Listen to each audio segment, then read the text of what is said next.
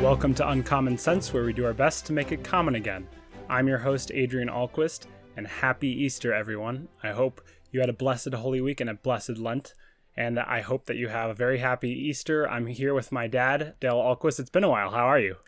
It's been 40 days about, would Yeah, you say? actually, yeah, that's true, because we haven't done one since Lent. Yeah. And how are you? Well, the better for your asking, thank you. We're actually still a little bit sorrowful because it's not Easter for us. It's Spy Wednesday. Actually, do you want to say something about Spy Wednesday? Because people might not know anything about why do we call this Spy Wednesday right before Easter? That was to acknowledge the day that there was this spy among the apostles, Judas. I was looking at a stained glass window today. It showed all the people around the Last Supper table, and I didn't do a count. Yeah.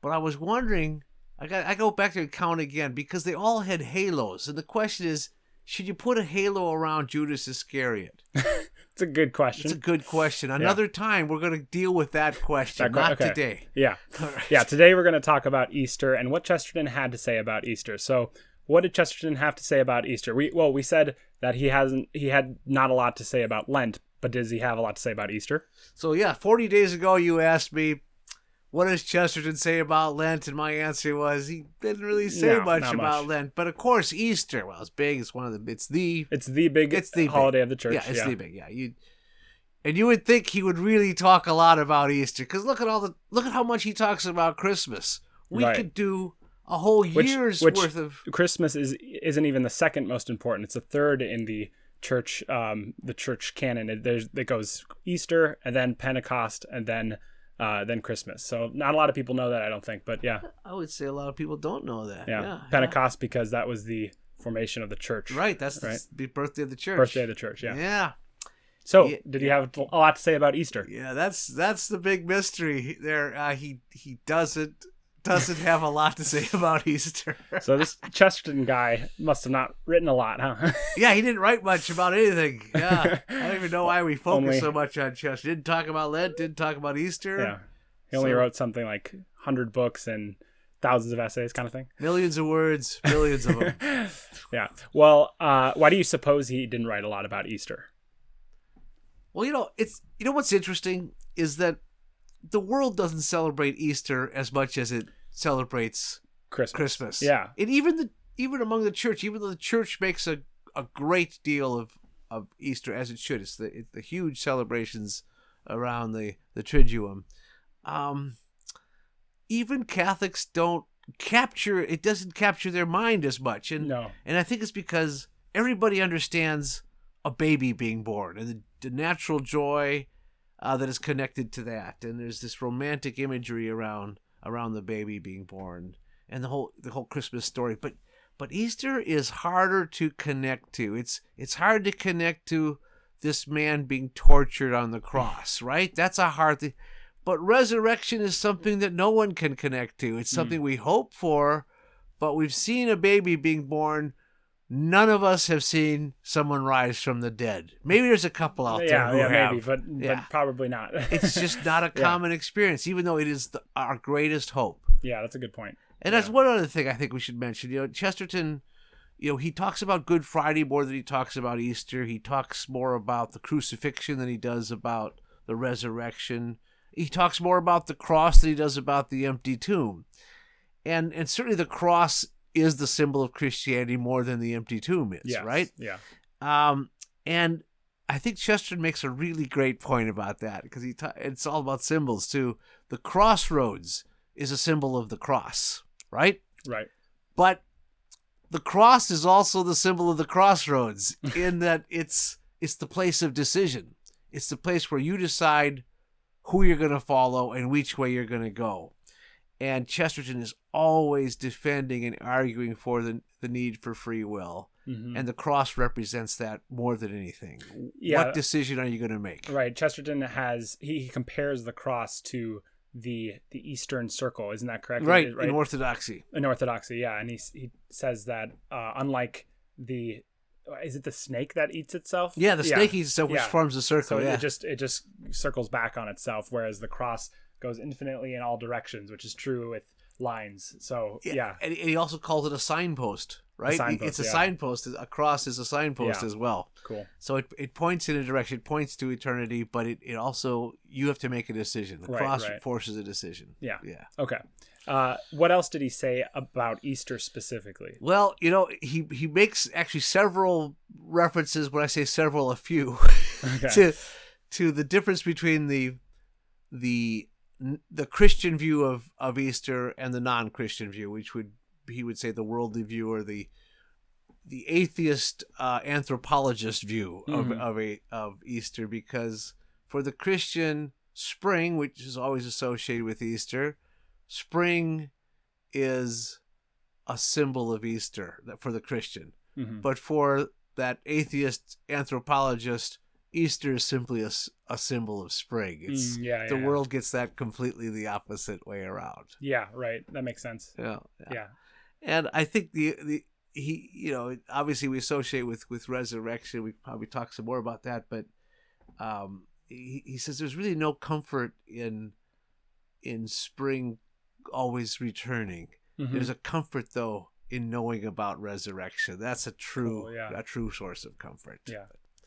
He also wrote a poem, and admittedly this takes place before Easter, but he writes a poem called The Donkey. The Palm Sunday donkey. The Palm Sunday donkey. Right. Which, spoiler alert, if you haven't read the poem. You spoiler. should read it. Everybody should know this. It's about 12 lines, I think. Yeah. It's certainly, I think, Chesterton's greatest poem, even with the greatness of Lepanto and the greatness of the Ballad of the White Horse and some of his other poems. You have it memorized, right? Well, I hope so. Because I'm going to try to recite it right now. Yes. When fishes flew and forests walked, and figs grew upon thorn, some moment when the moon was blood, then surely I was born, with monstrous head and sickening wings, and what?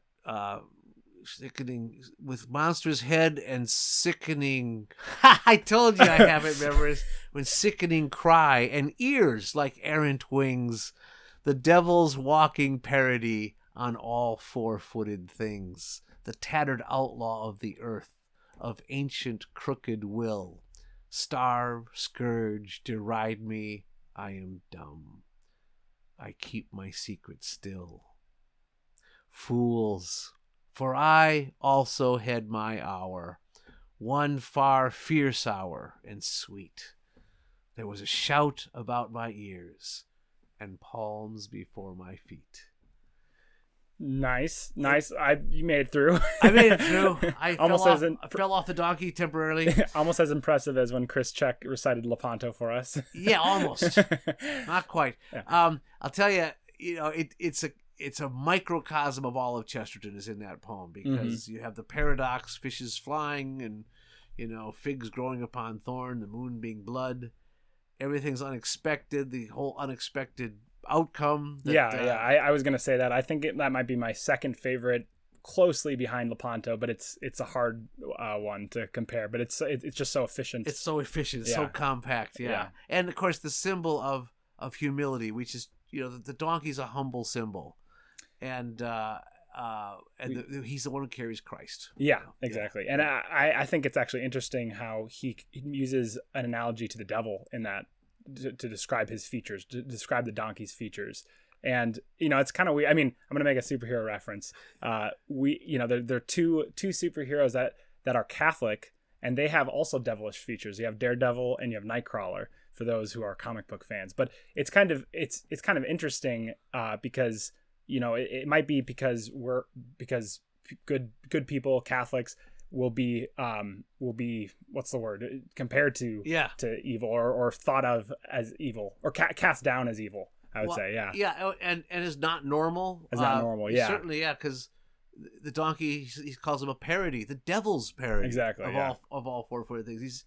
He's an awful creature if you look at him. Everything's wrong with him, and yet he gets to carry Christ. Yeah. So cool, very paradoxical. Yeah. All right. So what else about Easter? There are a couple more references, I believe, and I can help out, I think.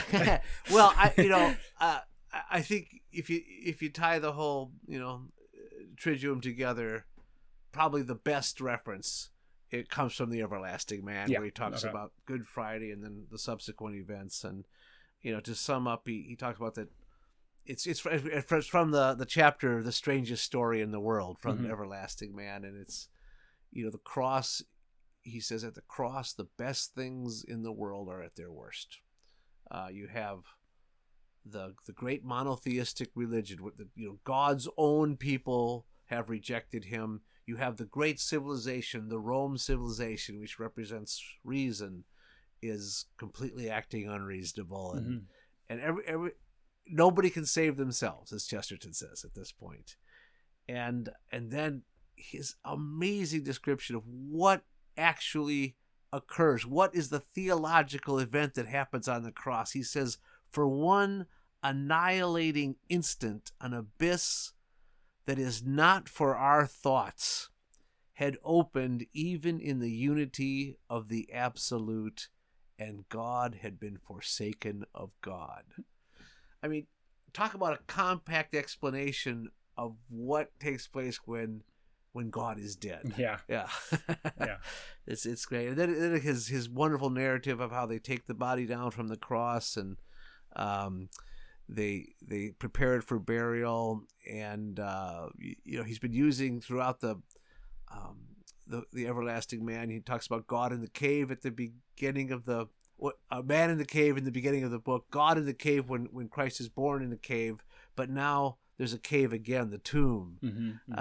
And it's covered over, and everything has been buried. And Chester says it is the end of that very great thing called human history, the history of the merely human. The mythologies and the philosophies were buried there. The gods and the heroes and the sages, in the great Roman phrase, they had lived, but as they could only live, so they could only die, and they were dead. And on the third day, the friends of Christ, coming at daybreak to the place, found the grave empty and the stone rolled away.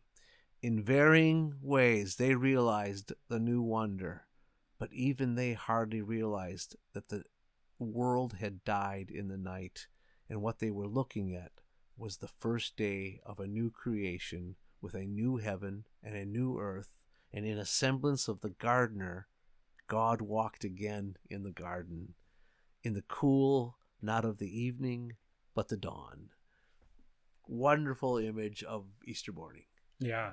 Great stuff. That's great. I actually wanted to talk about the day before Easter on Holy Saturday. And I've had this conversation with you before, but it's interesting how I should stop saying interesting. Maybe it's fascinating. It's fascinating how the church doesn't talk a lot about Holy Saturday. We talk about Good Friday, obviously, and how it's a day of fasting as well but we don't. There's not a lot of guidance about Holy Saturday, and I think my theory is that, well, there wasn't the people, the followers of Christ didn't know what to do on that day. That was a kind of a day that was, is blotted out, because Christ did die on Friday, and it comes back on Easter Sunday. So you fast on Friday and you celebrate. But what do you do on Holy Saturday? It's kind of, you're in limbo, and so that's I think that's cool. It is. There's no guidance, because the disciples themselves didn't know what to do. Right. I mean, obviously we stay in prayer. Yeah, we stay in prayer. But in terms of any actions and stuff, we just don't know. And I'll tell you the other fascinating mystery. Of course, it's not talked about hardly at all, is the harrowing of hell. Yeah. Where Jesus goes and preaches to the souls in prison. And it's absolutely unexplored fully mystery. But there's writings about it, a lot of references to it, but not because we understand that's not how we talk about it today. It's not where souls are condemned for eternity. Right, it's where the souls had been separated from their bodies, which is what we're going to talk about in just a minute. Because that's, I mean, that's what resurrection is: the reuniting of the souls with the body. In fact, it really brings up the whole purpose here of, Chesterton talks. I just got done reading Dante, so I was really thinking about this because in Dante, he tries to embrace the souls, but they're only spirits, they're shadows, right? But at the final judgment, at the consummation of all history and existence, all souls will be reunited with their bodies, including the ones in hell, and their punishment will be more physical than it was before, and those in heaven will there's a completion. Chesterton talks about the Apostles' Creed, that we say we believe in the resurrection of the body. Yeah. And he says it affirms as a transcendental truth something which has haunted all poetry as a poetical suggestion that in some strange fashion the body and the soul, here so often in conflict, will meet like long-parted lovers at last. And think about it, even in this world, there's a conflict between our body and soul. Right. But in their fulfillment, in the final resurrection, everything comes together. Yeah. Yeah, there's a tension there, but it can't be resolved by or separating from one. Like materialists will cling on to the body versus what are the ones that condemn the body? Not Gnostics. Well, the Manichees, Manichees, and the Puritans and the because both are you, both your body and your soul. And I think probably Chesterton's best reference to this comes in his book on St. Thomas Aquinas, where he in affirming the incarnation, he's affirming the resurrection, because Jesus, is God becoming man. He dies, and then he rises bodily from the dead. It's his body. In fact, the early church heresies that he wasn't quite a body, he was a ghost, he was a spirit, he wasn't quite God, he wasn't quite human. And the true Orthodox Catholic interpretation, fully God, fully man, but in his body, in his resurrected, glorified body, his departed spirit is reunited with the corpse. And Chesterton says, a corpse is not a man, a ghost is not a man. You have to have both in order to have, a fully human being. But the implication is that when God takes on human flesh and rises as human flesh, Chesterton calls it the most startling dogma of all, the resurrection of the body.